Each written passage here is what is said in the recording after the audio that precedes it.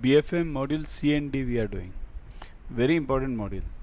Prior to this, we have completed BFM module A and B and also ABM, all the 4 modules. Okay.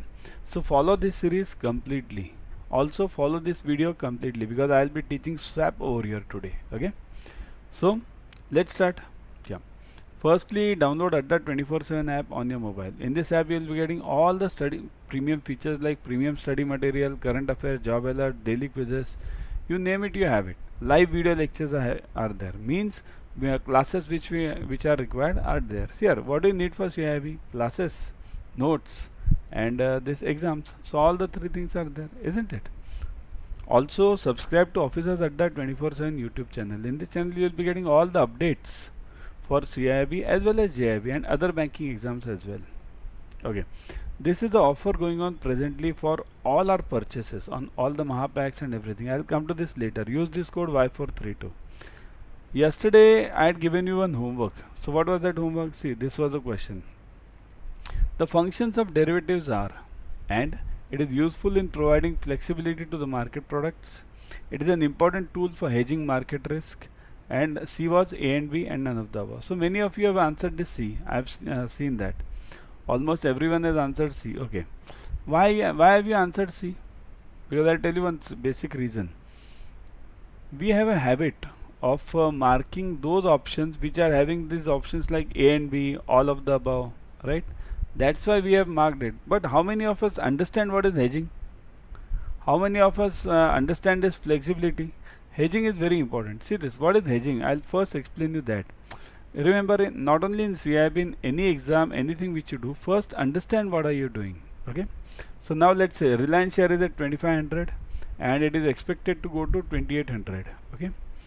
Now expected to go to 28. So what will I do? I'll buy this at 2500 and when it goes to 2800, I'll sell this. So this position is known as long position, long. Okay. Long means buying first and selling later. But what happens? I buy this at 2500 expecting it to go to 2800. But if this stock tomorrow from instead of moving towards the upper end, it starts moving towards the lower end, means 2300 it moves to.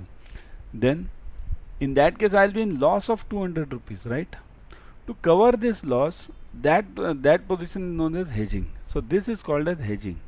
Hedge means cover your main position. Suppose if I have invested 2500 in one Reliance share, okay, this hedging for doing this hedging, what will I do? I'll buy a put option. Okay, put option is cheaper, means very less, means if this cost is 2500, that put option will be almost 100 times less than this. Okay, it will be costing roughly 25 rupees to you or 50 rupees max to max. So I can definitely spare 50 or 25 or 50 rupees if I want to prevent my losses over here. Okay, so what happens if this stock actually goes down from 2500 to 2300, my put option will start growing. If the price of this put is 25 rupees, then once it moves to 2300, my price of this put will be roughly 75 rupees. So I've gained 50 rupees in that. Okay, and I've lost how much? 25 to 2300. So I've lost roughly what, 200 rupees. So my loss is a bit recovered from that. 200 loss, 50 gained. So my loss is now 150. Now if this put price goes beyond, it goes to, let's say from 25 it goes to 200, then I've again recovered the full amount. So that's why this hedging tool is used always. Okay, got it? Next one. Which of the following currency is not fully convertible? Not. Okay, USD, Euro, INR and GBP. Okay, get me the answer now from your side.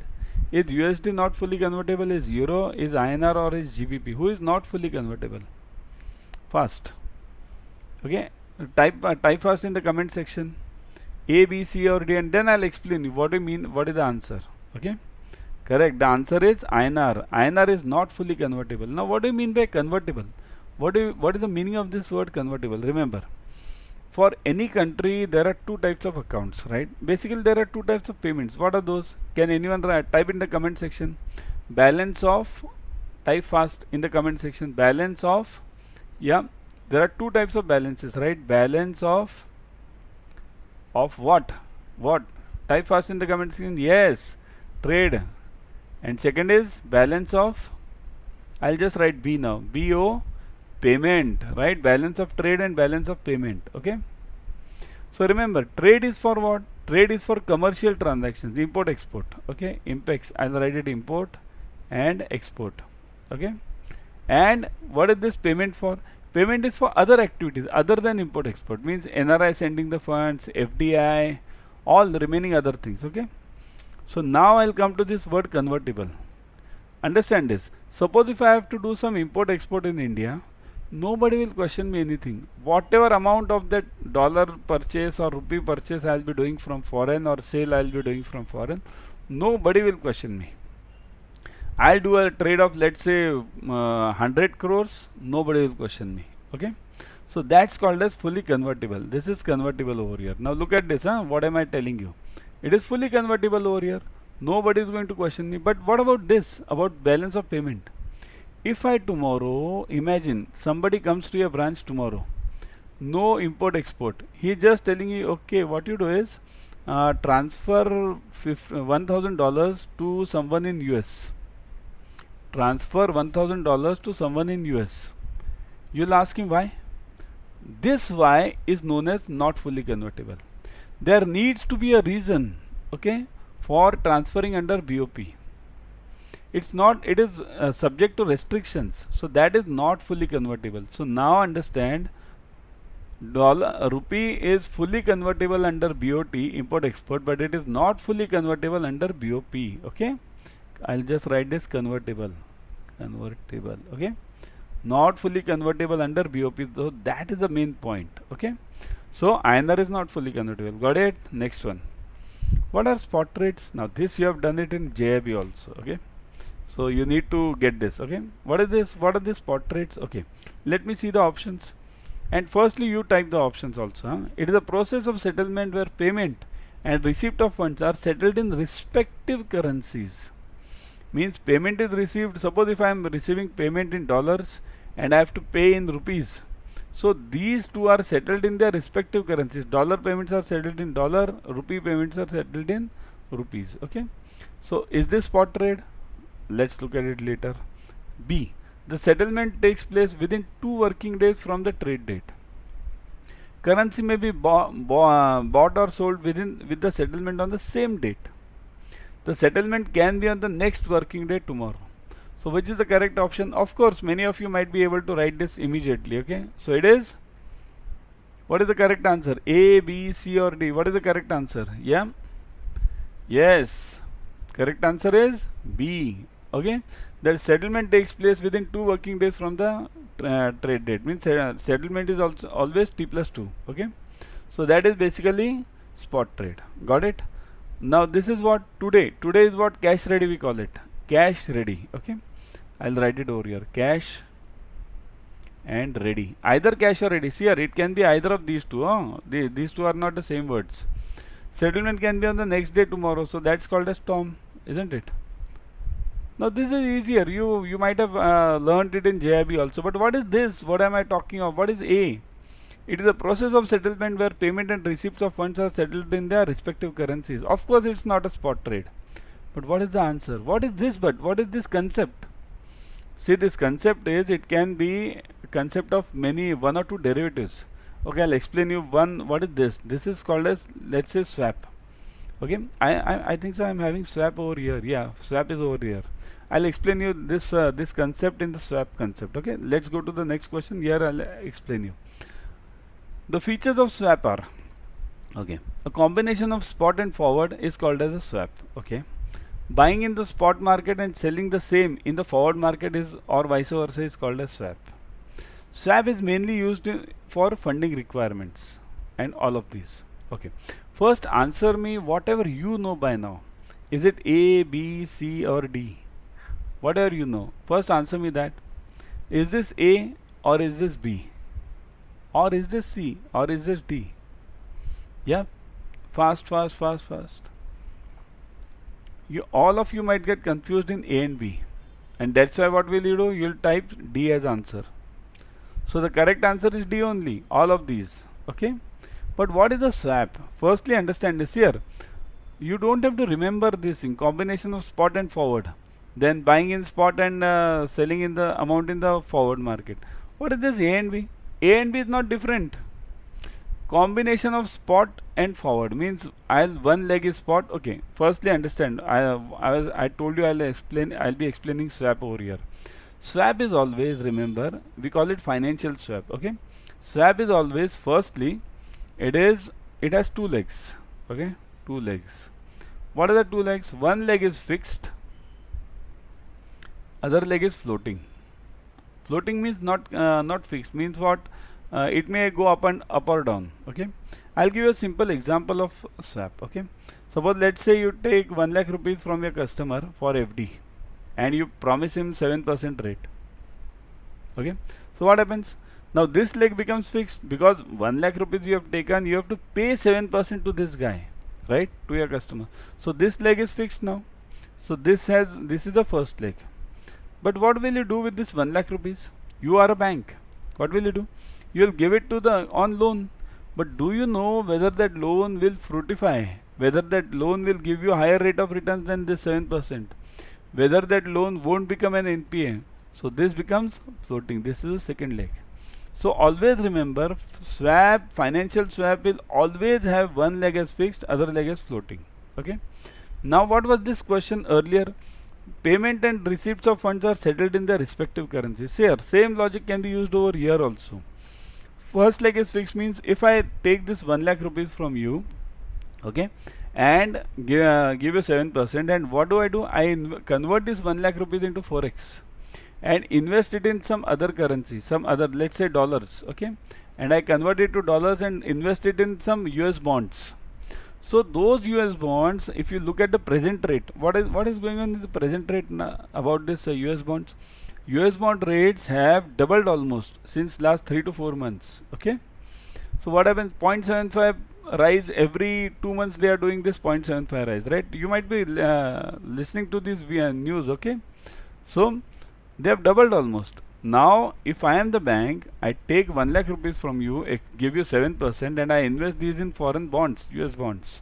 Okay, convert it. So what will happen? This 1 lakh rupees have got doubled. So if they have got doubled, they'll get doubled. So what will happen? My amount will get doubled, but this is floating. I don't know whether it will be doubled every time or not. Tomorrow it falls down then. So that's the point. These dollar funds, whatever I'll be getting, I'll be settling them in dollars only. These rupee funds to you, to the customer, will be settled in the rupees only. Okay. So that was the answer to the first question. Now what is this? Spot and forward. Always remember, spot is a fixed leg. This spot will always be a fixed leg, because what is spot? Spot means what is happening now. And what is forward? Forward is floating. You don't know what will happen in forward, okay, in future. So that's why one leg is fixed, other leg is forward, this floating.